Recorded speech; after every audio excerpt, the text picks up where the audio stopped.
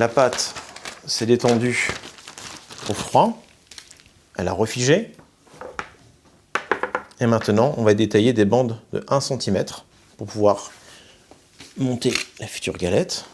Donc, vous prenez une règle, évidemment graduée,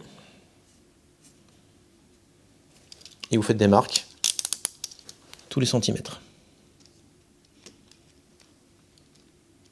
Évidemment, si vous avez une bicyclette,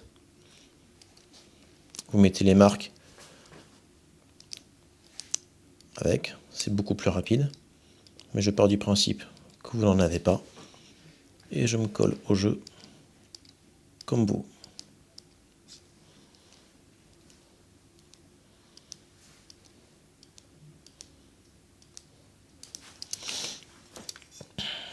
Alors, pareil, si la pâte colle un tout petit peu, n'hésite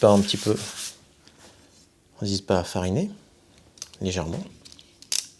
Alors, la première, on ne pourra pas s'en servir, parce que c'est le bout du bâton, forcément, c'est toujours, ça se déforme. Mais la pâte, comme d'habitude, on ne jette pas, on ne jette rien, on pourra toujours s'en servir. Et là,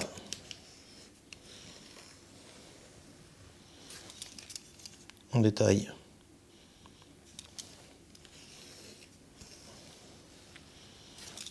les futures bandes qui vont habiller l'insert précédemment réalisé.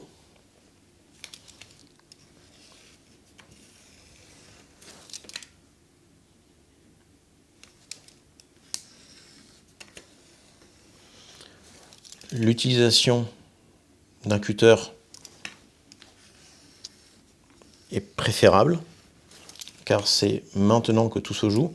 Après avoir pétri la pâte, après l'avoir tourée, c'est une dernière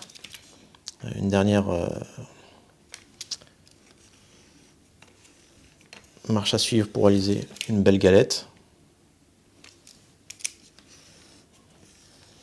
Le fait de couper au cutter, vous aurez normalement un feuilleté impeccable.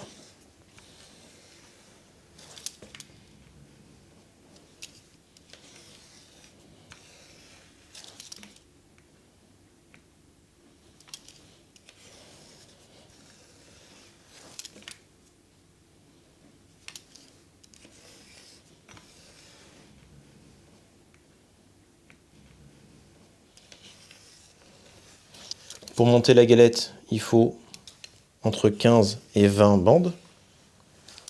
Donc je vais en couper 20 évidemment. Et après, on va procéder au montage. Et vous allez voir, c'est extrêmement simple.